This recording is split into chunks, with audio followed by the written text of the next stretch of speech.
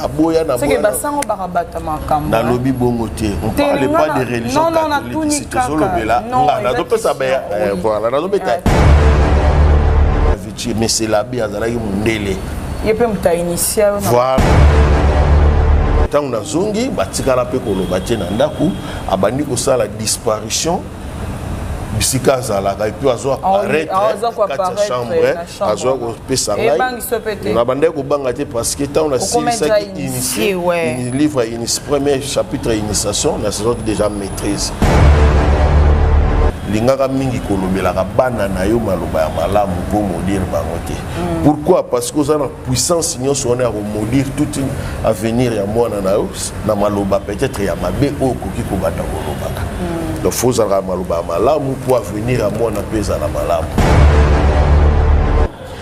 ya pratique wana nazo sala ayeko ebisanga ngana kozala suste nazo zonga bisika na wuta ayeko tikelanga ce qu'on appelle tambour magique ezali nini ezali lokola sali wana on a père mutatikeli voir ya malobo ya koloba nde ayeko banda kotanga ngo yepake na yenga na yebela kufa batoto bande kotanga na bango ta bakomi kozonga na ba vacances bazobisanga ndo Messi Albert David Chakufa mais ngana yebeli azonga bisika azalaka.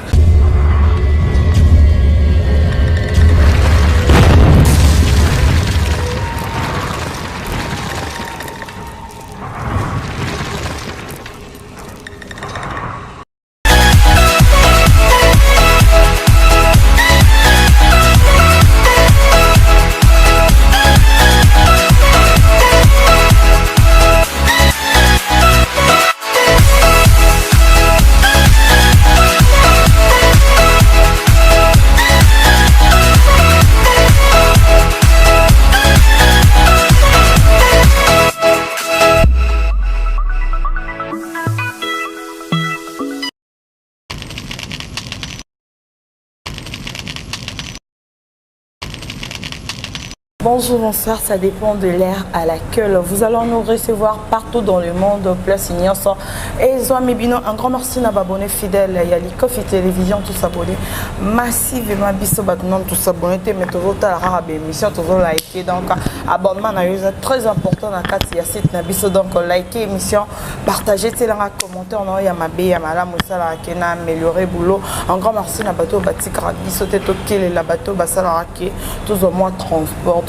Méga batlora bijou umbi héros balobi bijou umbi héros grande sœur propre à patience ouais depuis Belgique albi kalaté tous anos ndenga bakina sans oublier Mimi la japonaise grande sœur propre à patience ouais grande sœur malgré boire appétit na yo mais je suis toujours de cœur avec vous grande sœur chérie on a l'ingraming donc quand on est sarabino so bon monde na vendre les sous eza actualité nde ebenganga na ya vanda na sala bino musala kaka ndenge tokenda nango lelo patience wenge na kati ya plateau na ye azana invité moro spécial donc bana mamna yenga na yamba te c'est la toute première fois na yamba na zona a bino moro boko découvrir patience wenge ayambi nani azana na ndong na linga vraiment koloba ebelete sauf dans la même morale na mon caméraman privé on a bengaka Audrey Misapi atalo afungolika il mange on a profité na pesi mon invité du jour.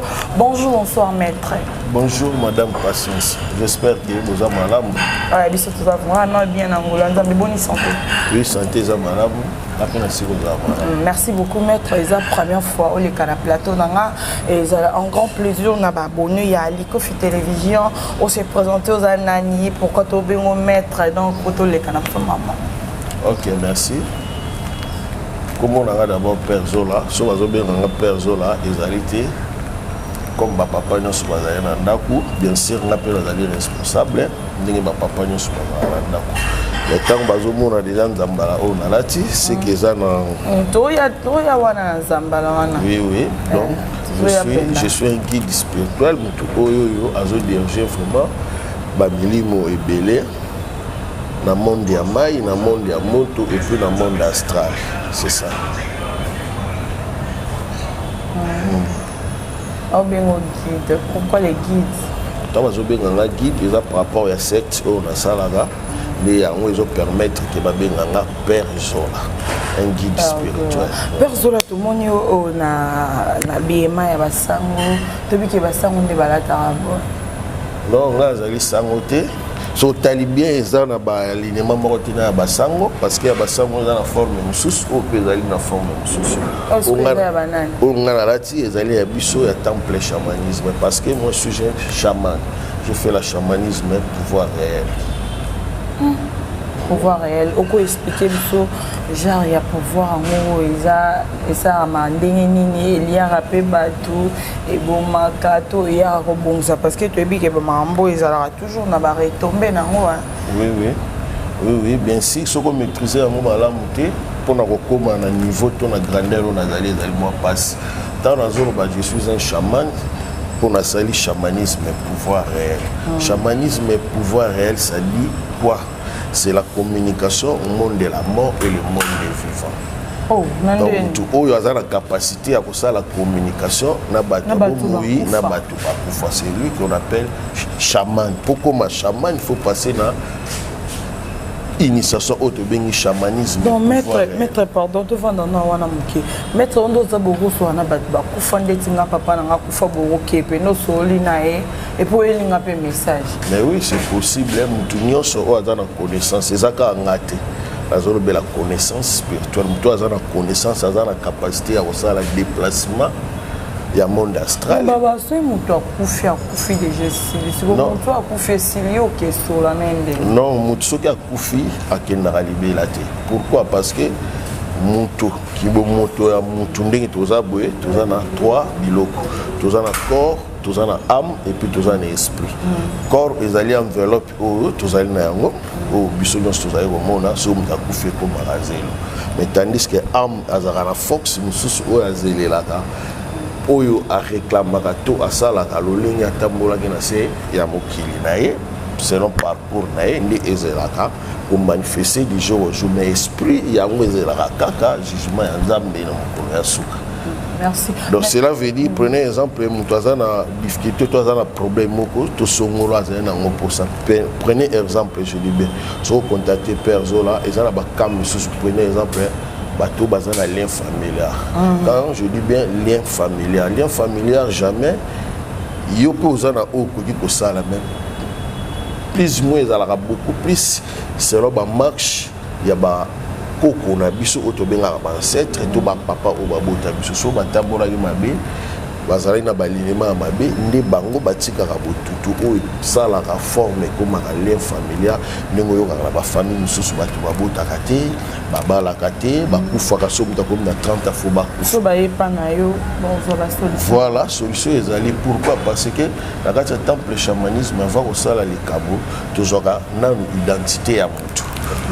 Identité à les concernant d'abord oyaye peut-être pour na solution il y a pas problème oyo à silkoza tant on peut sinon poste no prénom na yo to sengaka susu kombo ya mama oyo abota yo na ekolo ya mama. Pourquoi? Parce que ekolo ya mama nde kuna efandi vinyoso ya mutu mwana azalaka ya papa te mwana azalaka ya mama.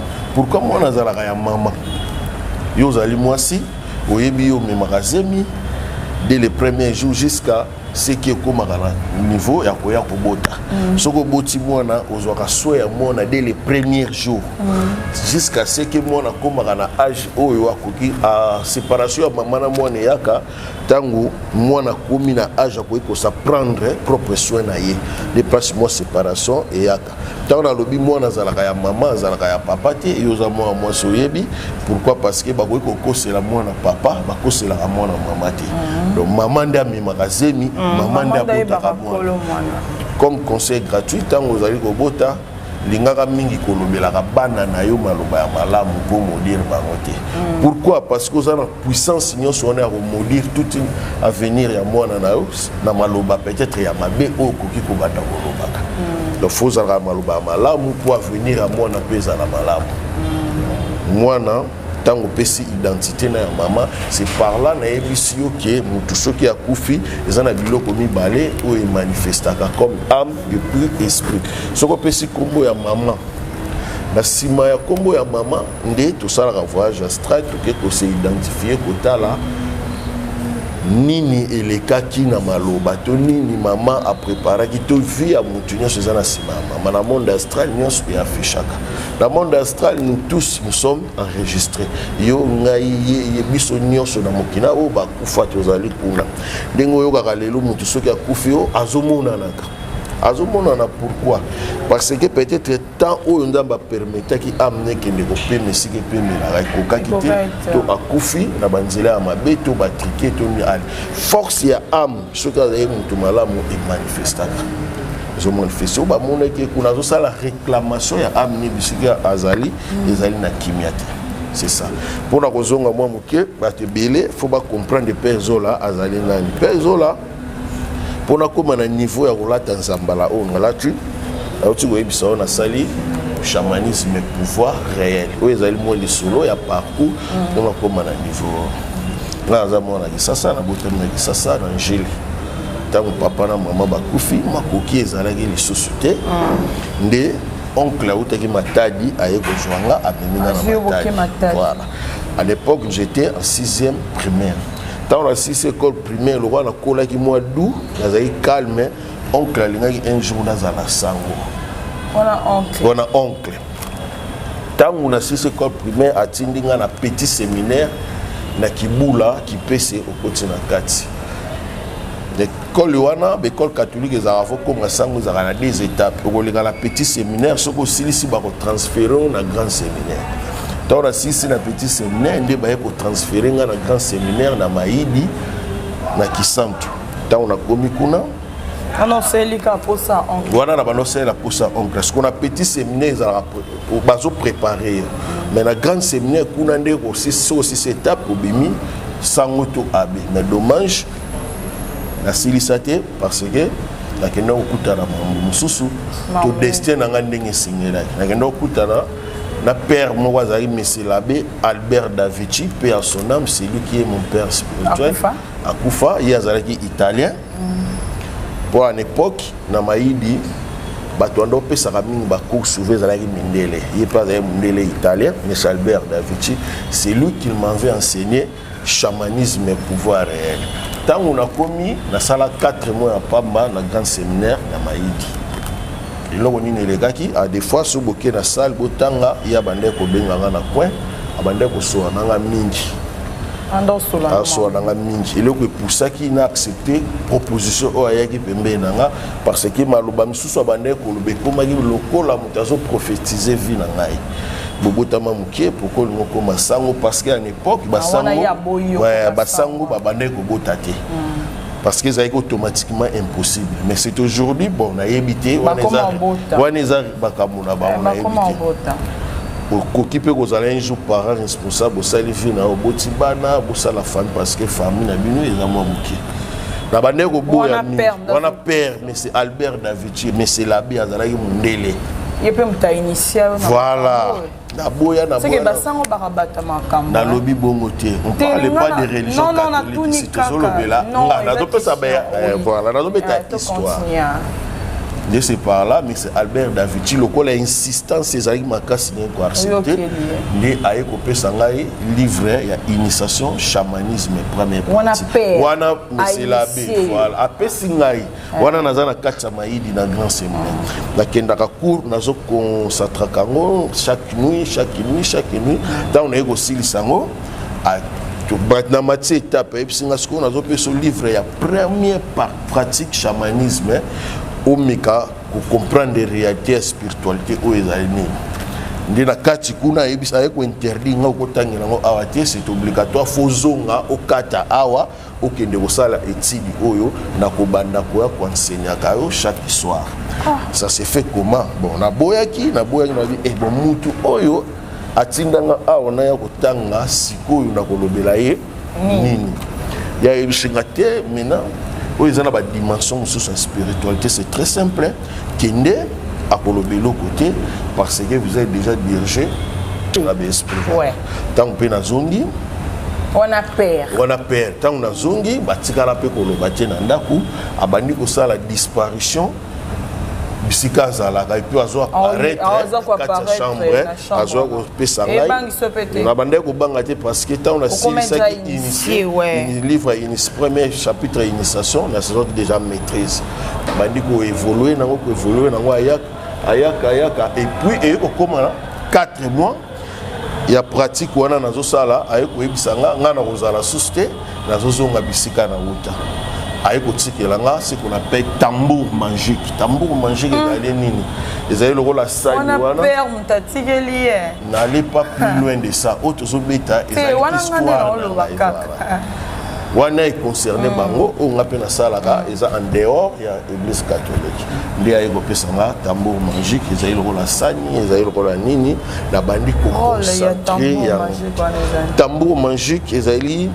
eloko ezali comme grimoire cela veut dire quoi ezali neti livre oyo moi neti livre oyo pesa grimoire neti oyo pesa grimoire eloko nyonso oyo ko pesa mutu connaissance to ko se faire avancer idée à mutu babenga ngo grimoire na spiritualité. Prenez exemple na mona kabatu msuba lera na plateau il faisait des démonstrations. C'est ça. Azo yena tiroir ayena grimoire ya zo benga ngo tiroir mais non, c'est un grimoire. Pourquoi? Parce que grimoire est la force ya entité na kati o esengaka et se manifester tant aux na pouvoir ya malobo ya koloba. Nde aeko banda kotanga ngo yepake na enga na yebela kufa.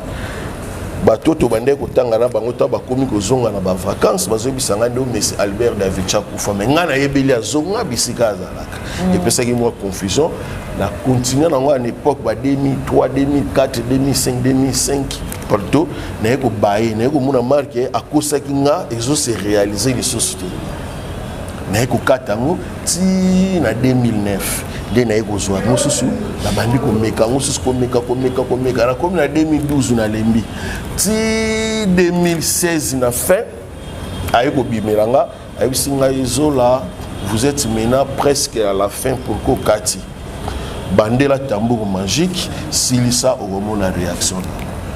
Dès la fois passée dans la chaîne précédente dans les cas, dans le qui 502 bandes de chambres temple chamanisme parce que ça a 503 chambres bandes. Tobenga en bande. Donc des épisodes, des na livre tokolo baneti 503 pages. Faut n'attendre à maîtriser combien d'années na maîtriser en or que celui aux yeux exemple toujours psaume 1 au monde qui qui peut-être na chapitre ngandi. Bandi peut-être au psaume 1 psaume 2 psaume 3 donc faut qu'on évolue na otina souka. Les loyo na ekolobela 503 page ya temple chamanisme au EPC ningisa peut-être na kokiko ya kolobela Père Zola batebele bayebela na matadi na zakasuna matadi te parce que na commune na Mbanzangu parce que na kati ya Mbanzangu eloko meminga kuna na kisali centre de formation ya initiation o initier ba initier ba jeune. Mais attention, il y a une initiative toyepete. Pourquoi? Parce que je peux interdire pour initier mutu aussi à passer la sexualité.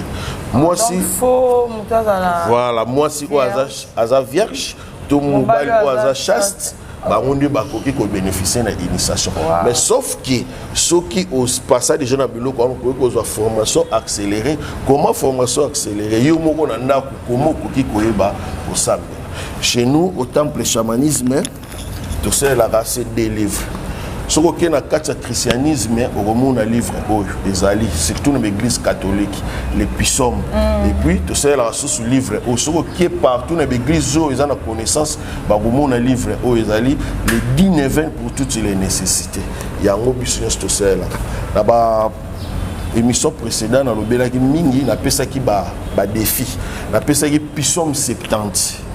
Les lots na parce que awa ezali chaîne ya sika peut-être oyoyo batu bazwa ki en batu bazwa ki te bakoki pe ko bénéficier na on appelle si psaume na tie batu na défi na pesi psaume 70 Seigneur viens vite à mon aide. Nous avons toujours le Belanzambe, viens vite à mon aide. Psaume 70 utilité na maître excusez-moi une question nzambe ni bino bolobela. Merci. Question est dans malamu. Na ko dévoiler le Gombo ezali très capital. La carte temple chamanisme nous utilisons des énergies. Nous avons les énergies négatives et puis les énergies positives. Les énergies négatives, cela veut dire quoi? On a directement dans l'ange de la lumière. Ange de la lumière, au christianisme, Lucifer, Satan, chez nous, c'est un ange trop même puissant. Problème, nous voilà, et c'est réalisé. Mais sauf que la négativité, nous avons la condition. Dans les énergies positives, je parlais directement à Dieu Tout-Puissant. Nous avons permis aux besoins, mais sauf qu'ils ont la pratique, la forme, il faut y là pour être et se réaliser. Donc, nous avons des énergies qui dirigent le monde. La positivité et puis la négativité. Pourquoi c'est que la zone de l'homme est clair? Est-ce que Awa et l'autre on a même pas bénéficier de l'homme le christianisme est allé. La puissance au bazar au batanga dans l'Ancien Testament, dans le Nouveau Testament, c'est la même puissance que je parle. Quand la puissance n'a pas sa bango passage et que sunga bande ko belé bisika bazali ba au bazar malade, bazar ba cas grave, peut-être ba ko une solution parce que ba pratique à travers puissance. La pesi bango puissance 70 puis puissance 70 sauf que ba chrétien ndenge batanga net azotanga ne livre mais nazo pesa na pratique muto ko sala pour se manifester du sigage muto nyonso ayebi abela ka malade umeli muto nyonso ayebi azala ba cas spirituel les a sérieux la pesi puissance 70 bisiko zoali batanga kango lolenge nini. Avant il faut passer la douche au sokoli. Pourquoi dans le lobby? Voilà, il faut te comprendre. Au sokola, pourquoi dans le lobby? Maï dans d'autres mutu, dans la spiritualité, tu as la purification. Et zolomola. Prenez exemple, mutu uchobeta balé. Soki na na sokolité. Akoyi kolata malamu te parce que a se sentir étouffement. Mais ce que a sokoli a sentir combien à l'aise. C'est la même aussi dans la spiritualité. Au sokoli au côté dans la chambre parce que ça demande un peu de concentration. Tant au côté dans la chambre, aussi puissance 70 aussi si au sokola. Relire yango na Bible relire puissance 70 pendant 11 fois. Cela veut dire au tangi, au silice, au tangi, au silice, pendant 11 fois. Tant aux autres temps, na koko ya mai, to bido ya mai liboso na yo. Oyo koki komela. Au tangi, au relire pendant 11 fois. Tant au silice, au meli mai muke, mai ndambo sokoli elo.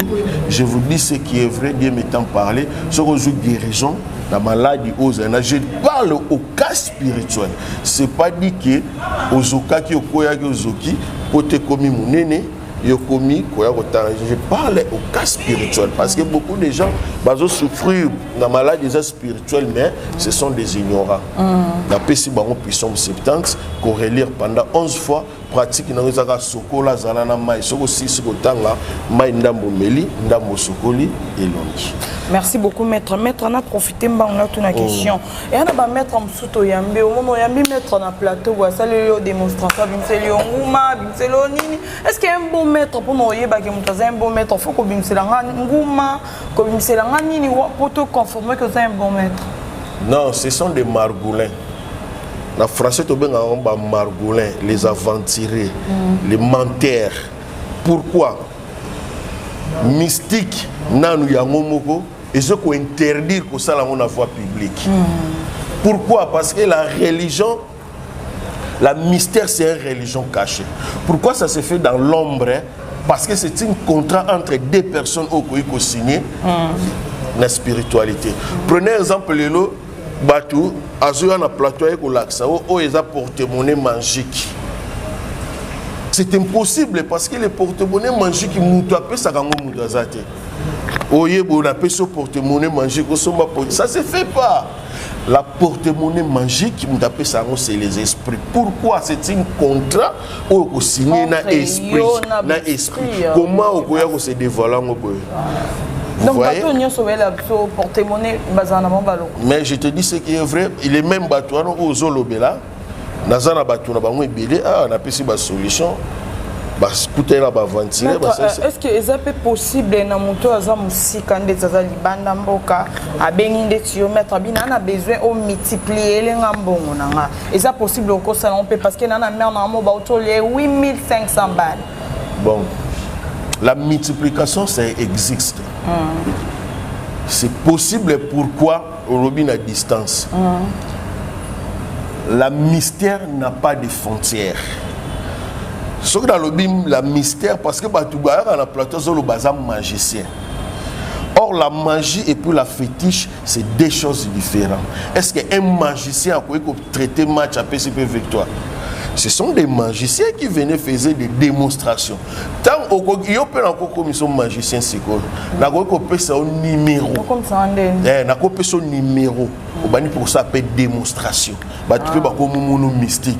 Or, dans la spiritualité, on a une bande de la magie. Quand je dis la fétiche,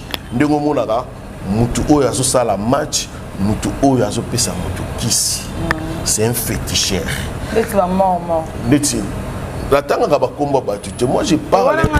Moi je parle la désénergie.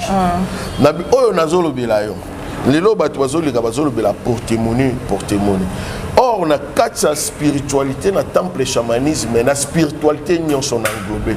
Nous avons deux sortes de porte-monnaie. Il y a la porte-monnaie magique et puis la porte-monnaie du bonheur.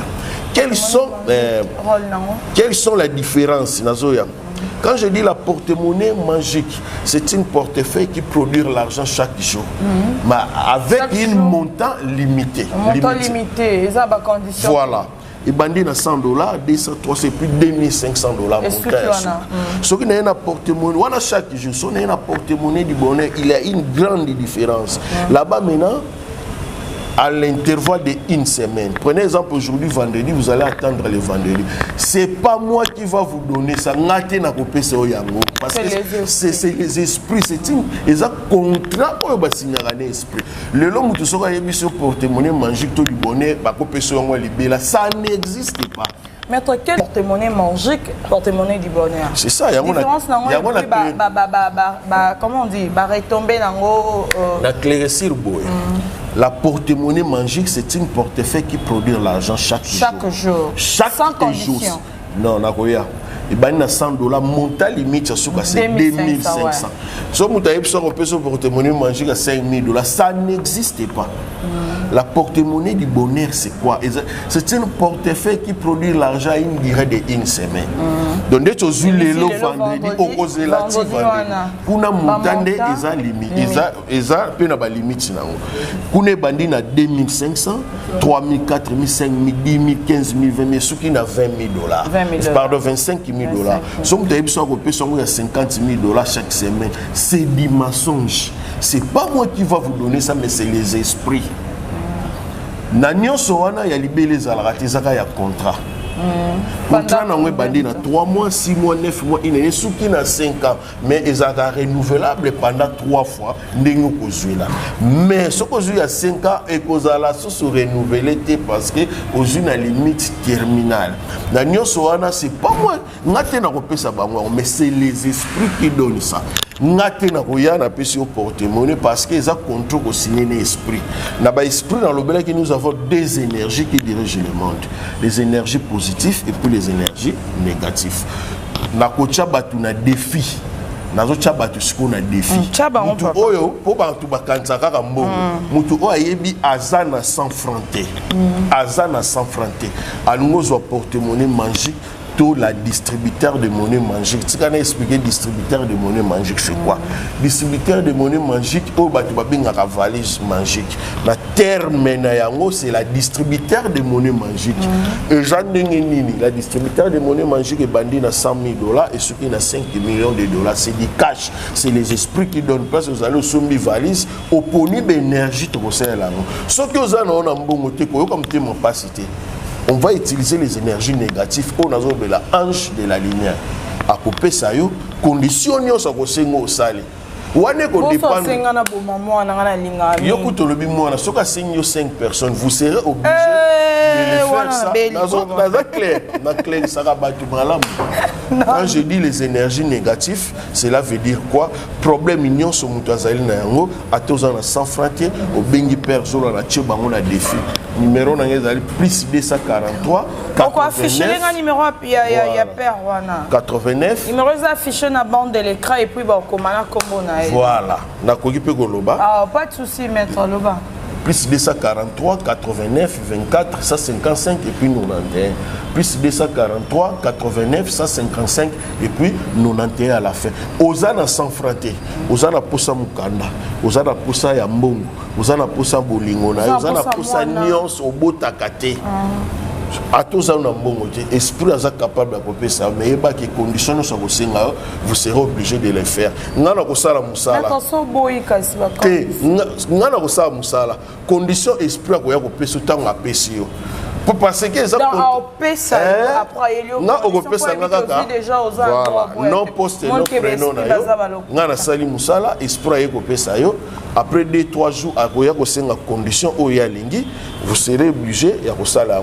pourquoi les raisons mona homosexualité comme belé batu bazolia bania batu bazokufa avant l'âge pourquoi parce que pour le coming une énergie négative mais tant on a les énergies positives nion sonakati mystique eza ya kosomba okoki koloba personne aza na posa distributeur de monnaie magique à 1 million na kopeso ba norme na ba procédure tokosala pose. Chez nous, on utilise seulement les matériels. Matériels, on va dire que millions. Somba parfait, bougie pour des biscuits aux hommes, tout ça, nous ça, aux 800 conditions. Kuna, tout ça, voilà. Surtout comme il y a un problème, il y a un journaliste. Oui. Tout ça, ça va retomber, moi, au salibo, bengi, va retomber, zongeli, comme on a dit, mais on a pas 8500, on a commis mal à l'aise. Tant que tu as un bambou, on a mutu na yamba qui na zaïté. Si tu as prendre mes zongi et comme patience et yom to pesa qui na patience et yom to pesa qui na. Les loyo na tche bango na défi. Yo okozala témoin. Na lobité bayaka na mbongo. Baza eloko ko pesa ngate so na za posa mbongo na kota na temple na beti numéro na ozo. O espère ko pesa ngai. Na ko yebisa yo na chaque domaine il y a des vrais et des faux. Oui. Dans chaque domaine, il y a oui, non. Dans chaque domaine, il y a mal et femelle. Donc, il y a le kuta, il y a solo bazali. Na tindi bango te ba benganga, ba ko benganga pe pour na conseil, pour na ko diriger bango komo ko ekoyeba ko sambela na ndako. Ezaka te ko benganga pour na pesa o bomengo. Parce que tout est vanité. Vous pouvez s'enrichir aujourd'hui, mais il y a des choses qui sont dans mabe, même idée au ciel. Apozala na biso pana biso to sara musala ya solo na koyokisa bango ba témoignage parce que chez nous so te na téléphone et ça coûte bien aux ba témoignage au tindelinga to balancer en voilà c'est mieux to balancer en la carte spiritualité il y a des vrais donc match-up sérieux donc to balancer et ça l'absorbe bien au tindelinga to balancer. Donc, dans la spiritualité, dans la vie normale, il y a des vrais et des faux. Na boité, na tindi ba tuté ba benganga ponga na comme ça bomba millionnaire. Na yena des énergies o ekoiko sunga vie ya mutu na ope koiko baby sa vie ya mutu. Merci. Na lobité que mutu fo ya kana. C'est la toute première fois na yamba maître aloba na mambo azoloba donc bazalaka ngande na opesa mais maître abi yeta pesa ba esprit de ba pesa. Oui oui. Donc ils allaient bien vraiment surtout aux joyeux sous une deuxième tour parce que TV Zango maître on est déjà presque à la fin de notre mission le lobo et ça qui notre kabona par rapport à l'émission le émission qui est tellement bien marquée. Épisode. Ok, merci beaucoup. Limbisanga pesanga ta 5 minutes. Pas de souci. Oui, c'est important dans le a dit 9 pour toutes les nécessités. Na koki parce que tant na pesaka explication na vie ya mutu na ina maloba misato o mutu ko utiliser pour que a tomber na ba rivalité te a tomber na ba faiblesse spirituelle te a tomber na ba problème te. Je parle de ces 3 mots. Premier combo, la discrétion, la concentration et puis la méditation. Je parle de ces 3 noms. Distraction, discrétion, concentration et puis la méditation. La baloli page. Pour bien méditer à la maison. Je vous donne la puissance 70. Puissance 70 et puis puissance 70.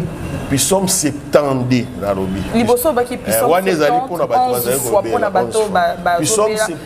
puissance 70 pour la méditation à la maison pour la méditer parce que na vie à mutu sans méditation on peut tomber dans un problème trop sérieux on peut la même faible spirituellement la puissance 70 rester à la maison toute la journée sokola au côté concentrer puissance 70. Pendant combien de Pendant 3 fois. Au côté on a 3 fois comment et ça le roi mutazo ça la gêne. Au côté bandango 7 heures au côté nanda ko sokoli na 7 heures au sali yango sans rien manger. Sans rien manger, sans rien boire. Ouais. Au sali yango au zeli 4 journées je m'excuse 12 heures même 13 heures 14 heures. Au tangi ici. Au tangi yango lisusu. Batanga yango ka mbala moko. Au tangi yango lisusu. Oye lisusu na soir 19h 20h 21h otangi yango na lobi bien problème nyos o ezali ko déranger yo ozana ozoko ko résoudre yango te ba problème comme ozana ba difficulté ozana ba dette abatu moral na yo eza bien te faut résoudre ba problème soko tangi yango nzamba opesa solution comment commerce et avancer wana ezali étape mususu ba benga père Zola na kopesa bango parce que musala nga yangwana commerce nezo Montréal numéro na kopesa que mutaza na facilité ya koyeba pourquoi commerce na etambola raté akosa neni po etambola malam. Merci. Dans le élément concentration. Mutu sans méditation, sans concentration, ça être discret dans ta vie. Aux allez mutu à rosala ba problème trop na vie na. La concentration, il faut rester encore à la maison. Il faut bien concentrer. Qu'est-ce que je dois faire dans ma vie? Ni faut na sala, ni faut na luka, ni il faut. Ni il faut, je dis bien. Je vous donne le psaume verset 7, chapitre 2. Relire ça pendant 21 fois. Au tangina matin, au tangina midi et puis au tangina soir. Il y a le bosso le baki 70, on peut faire verset. Le baki psaume 70 de début à la fin. De début à la fin. De début à la fin. D'accord. Et puis, je parle maintenant le mot discrétion. Nyonso oyo ozali kosala na bomoi na yo faut ezalaka na secret. Surtout ba jeune fille et bien bazo tomber na ba maladie ba problème parce que azu tonton na ye to chéri na ye azo sunga ye azana souci na ye a commis au publier c'est encore faux. Je parle encore toujours la discrétion. Ozu kopi no ya malamu e lungi ko bando fournir be faut s'en sortir au commis au loba loba. Non, faut kozala simple, faut ko garder silence, la discrétion parce que mutu nyo sota ko sepela na bonheur na yo. Toi ko sepela na lisungi na yo. Évitez-nous l'entourage aussi. Nyoso wana ezana kati ya distraction tala na no fa na ye na no kozala na ye pona ko se revenir tout est vanité. Les énergies négatives à repérer soigner Suzanne na posa mais conditions ekoya. Les énergies positives kuna ezali ya kosomba kopesa nga ba million te ezana ba forme ba pratique to biloko e sengi to somba peut-être ça la mutazo oaza na posa. Je parle aussi na muto abotaka te soki oyebiki bakata ma trompe ba balusa matrice c'est inutile de m'appeler. Moi je parle au cas spirituel. Muto oyo blocage à famille mutu oyo bazana lien familial azobota te parce que ba maloba moke loba maki ba kobota te ba kufa kava pourquoi eza ba ka o na zana spécialité na ngobatu ba ko kozwa guérison et puis nzamba tshelo boko na nyonso nazali ko lobezali pe na kaka na des énergies la négativité et puis la positivité bato balanda nga met fois ba yebi ni na lobelaka o nazali na ngoya mutu ya na memela ki batu biso to lobaka mingi bana na nzambe mais bino ko loba na yo poso loba bana na nzambe or soko la ni message na ngeza bien capté je parle c'est des énergies des énergies oui moi j'ai déjà compris hein. OK merci en tout cas na c'est une invitation à Bilo. Merci beaucoup maître donc Tozoyo notre deuxième épisode parce que TV Zali Kamboangonga un grand merci na abonné fidèle Yaliko Fito s'abonner quand ne sarabino ba remarque beaucoup mais la biso pour ça la biso bien donc remarque on a eu ya mabende sala qui parce que sonia bon c'est mon place mon erreur ezala qui mon place des fois ça là qui donc trop bon sans vraiment un grand merci na ba abonné fidèle ya Likofi Télévision sans oublier grande sœur propre balobi bijou umbi héros maman sociale tatine de la patience soigne ba 45 kilos l'espace il y a un mois donc ma grande sœur chérie que j'aime beaucoup j'aime bien sans oublier bijou mais Mimi la japonaise balobi moi si ya Pembe Madonna Anzulu câble bibiche bopé la sage femme Dolce Gabbana maître Gilo pitch au pied mais depuis Issa on a grand frère propre il y a patience soigne sur les nzamba on continue toujours combattre là ngana bino tokutani mbala sima à la prochaine je vous dis bisous bisous bisous bisous bisous bisous